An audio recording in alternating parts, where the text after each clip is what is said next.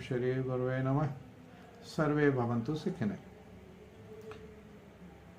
हिंदी साहित्य की जब हम बात करते हैं तो हिंदी साहित्य का अध्ययन करते हैं तो उसे कालों में विभक्त किया गया है। 4 कालखंड माने गए हैं। पहला कालखंड आता है वीर गाथा काल, आदिकाल। आदिकाल का समय बताया गया है 1050 से 1375 संवत। फिर उसके बाद आता है भक्ति काल। भक्ति काल है 1375 से 1750 संवत तक। then आता है रीति काल। रीति काल 1700 संवत से 1900 संवत तक रीति काल माना गया है। और 1900 के बाद आधुनिक काल। इस तरह से 4 कालखंडों में हिंदी साहित्य का वर्णन मिलता है साहित्य के आधार पर। तो पहला काल जो है आदिकाल है। इस समय आदिकाल में अपनी सभ्यता, संस्कृति एवं साम्राज्य को फैलाने के लिए लोगों ने कई तरह से युद्ध किए। भारतवर्ष पर भी बहुत आक्रमण हुए। आक्रांताओं ने बहुत बड़े तादाद में धर्म परिवर्तन कराने के प्रयास किए एवं नरसंहार बहुत बड़े तादाद में मिलता है।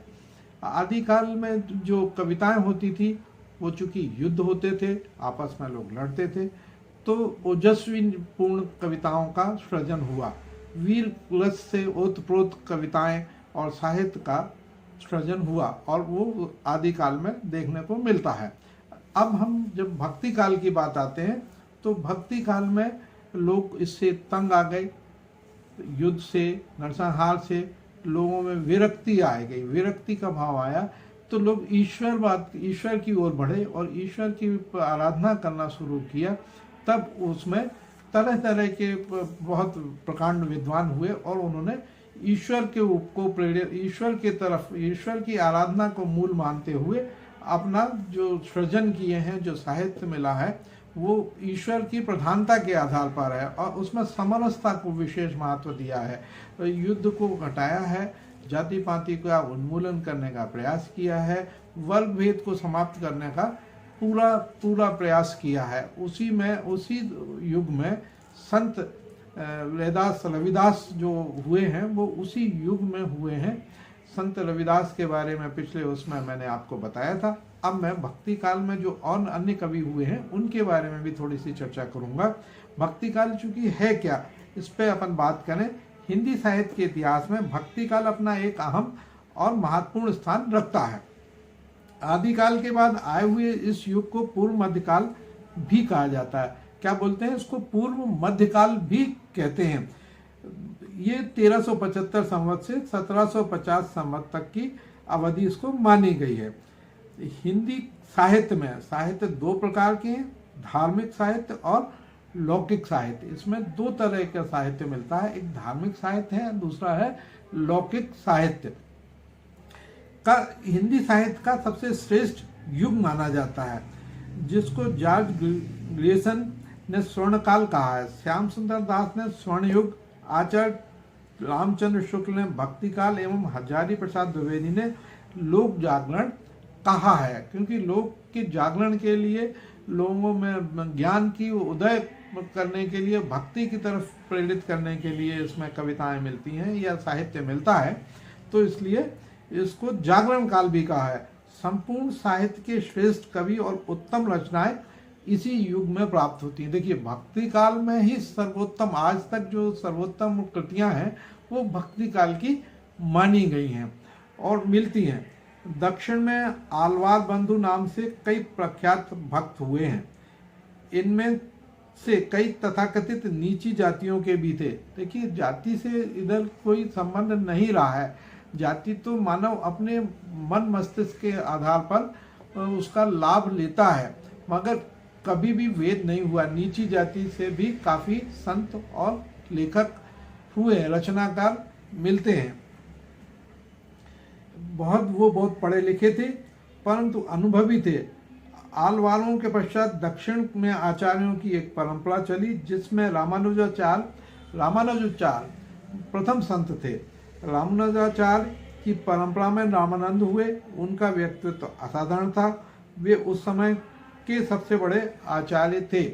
देखिए, ये जो रामानंद जी थे वो रविदास जी के भी गुरु थे।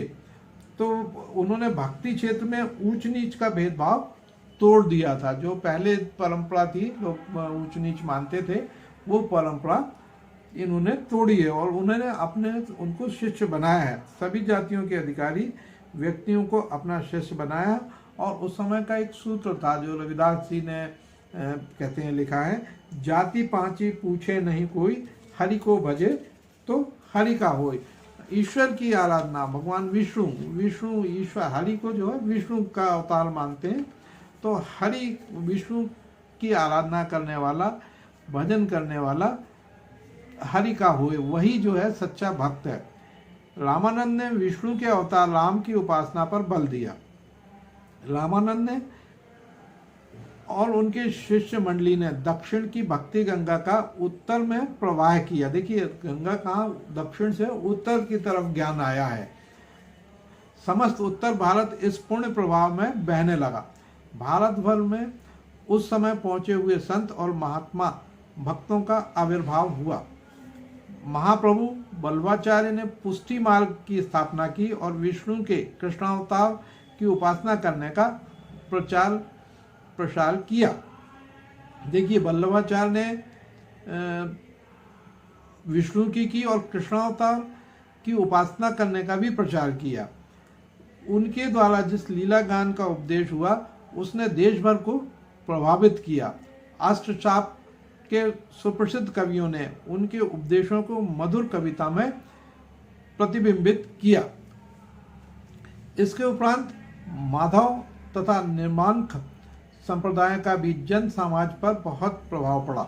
साधना क्षेत्र में दो अन्य संप्रदाय भी उस समय विद्यमान थे। नाथों के योग मार्ग से प्रभावित संत संप्रदाय चला, जिसमें प्रमुख व्यक्तित्व संत कबीरदास का है। मुसलमान कवियों का सूफीवाद हिंदुओं के विशिष्ट द्वैतवाद से बहुत भिन्न नहीं है। देखिए भिन्नता नहीं मिलती है, दोनों एक से हैं। जैसा समाज होगा वैसे ही लोग उसमें से निकल के आएंगे। कुछ भावुक मुसलमान कवियों द्वारा सूफीवाद से रंगी हुई उत्तम रचनाएं लिखी गई हैं। भारतीय धर्म और संस्कृति के इतिहास में कृष्ण सदैव एक अद्भुत व विलक्षण व्यक्तित्व माने जाते रहे हैं। हमारे प्राचीन ग्रंथों में यत्र तत्र कृष्ण का उल्लेख मिलता है, जिससे उनके जीवन के विभिन्न रूपों का पता चलता है। यदि वैदिक और संस्कृत साहित्य के आधार पर देखा जाए तो कृष्ण के 3 रूप सामने आए हैं। क्या है? वैदिक व सांस्कृतिक साहित्य को देखा जाए, संस्कृत का जो साहित्य है उसको यदि देखते हैं तो कृष्ण के 3 रूप मिलते हैं। बहुत अच्छा है, इसको आप थोड़ा समझने का प्रयास करें। बाल एवं किशोर रूप, दूसरा क्षत्रिय नरेश का रूप है और तीसरा रूप है ऋषि व धर्मोपदेशक, जब उन्होंने गीता सुनाई तो ये धर्म का उपदेश भी दिया कि मानव का क्या धर्म है, क्या कर्तव्य है। जब अर्जुन को कुरुक्षेत्र में वो गीता सुनाते हैं और गीता के अनुसार उनका आचरण करने के लिए प्रेरित करते हैं। श्री कृष्ण विभिन्न रूपों में लौकिक और अलौकिक लीलाएं दिखाने वाले अवतारी पुरुष हैं। गीता, महाभारत व विविध पुराणों में उन्हीं के इन विविध रूपों के दर्शन होते हैं। कृष्ण महाभारत काल में ही अपने समाज में पूजनीय माने जाते थे। भगवान कृष्ण भी कहा है, कृष्ण हमेशा से पूजनीय माने जाते थे। वे समय समय पर सलाह देकर धर्म और राजनीति का समान रूप से संचालन करते थे। देखिए यहाँ पर धर्म और राजनीति दोनों का समान रूप से संचालन करते थे। लोगों ने उनके प्रति श्रद्धा और आस्था का भाव था। कृष्ण भक्ति काव्य धारा के कवियों ने अपनी कविताओं में राधा कृष्ण की लीलाओं को प्रमुख स्थान दिया है। राधा कृष्ण मतलब प्रेम की लीलाओं का स्थान विशेष है। बृहत काव्य सृजन किया। इस काव्यधारा की प्रमुख विशेषताएं इस प्रकार हैं। देखिए क्या विशेषता है? राम और कृष्ण की उपासना।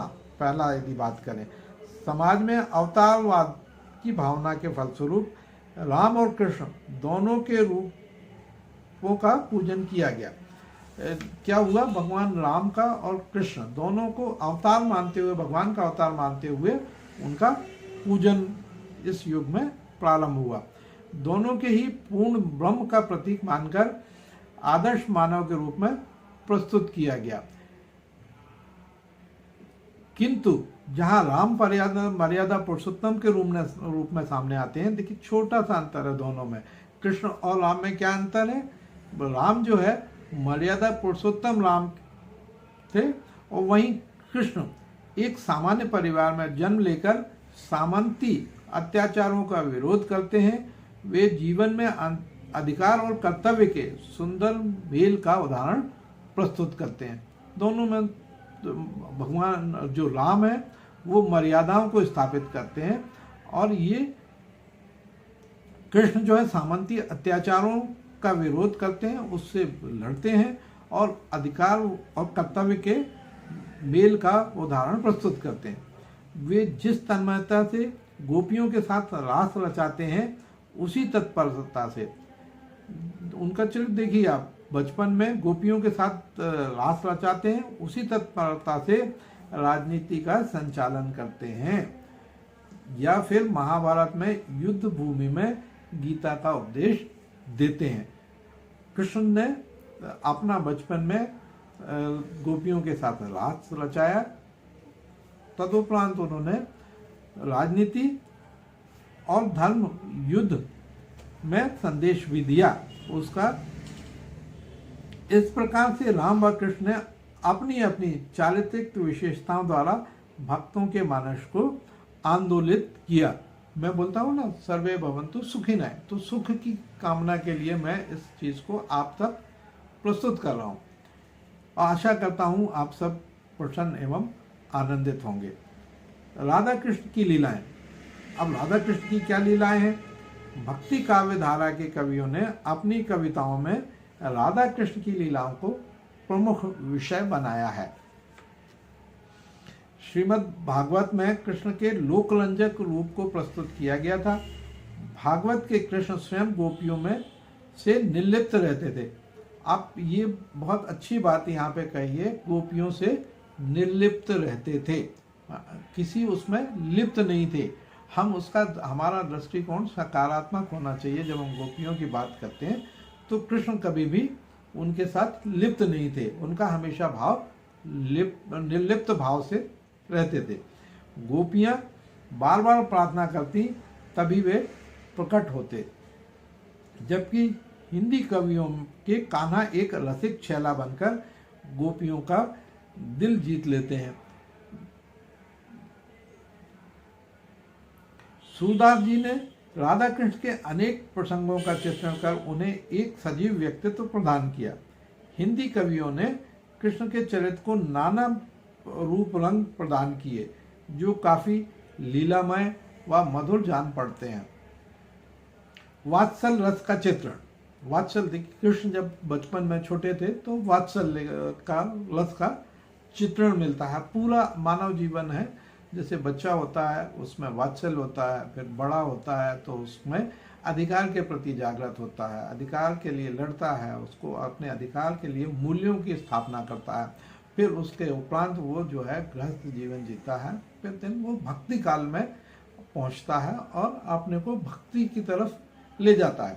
तो वात्सल्य जो है एक बहुत अच्छा जीवन का सार है। हर मानव एक स्थिति में जब बच्चा, कोई छोटा बच्चा दिखता है तो उससे वात्सल्य, उसका हृदय से वात्सल्य रस निकलता है और उसमें वात्सल्य भाव जागृत होता है। अब वात्सल्य क्या है?